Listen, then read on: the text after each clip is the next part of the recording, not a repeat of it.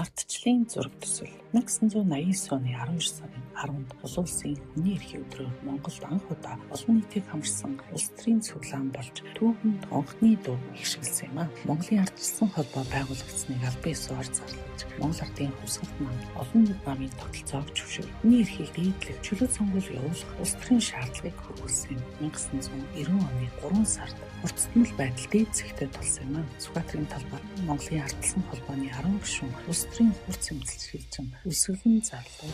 3 сарын 9-нд Ман төрийн тэргүүн Ж. Батмөх хүчирхийллээс татгалзаж сөргөлдөөнөр биш улс төрийн зөвшөлтшлийн замаар асуудлыг шийдвэрлэх мэдгэл хийснээр өсвөлн зогссон юм а. 3 сарын 12-ноос 14-нд Монгол Ардын хэсэгтэн улс төрийн төвчөө бүрэн бүрэлдэхүүнээр хөцрөв. Ардын хурлаас Монгол Ардын хэсэгтэн бол төр нийгмийн өвөртөн чиглүүлэгч Замын гац 38 гэсэн 1960 оны үндсэн хуулийн заалтыг хүчингүй болгож олон намын тогтолцоо орох үе хаалгыг нээж өгсөн юм а.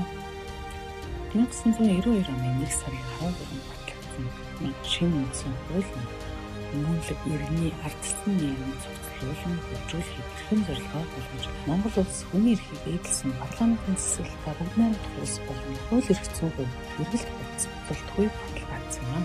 Төрийн байгууламжаа эрх мэдлийн хуваарлт.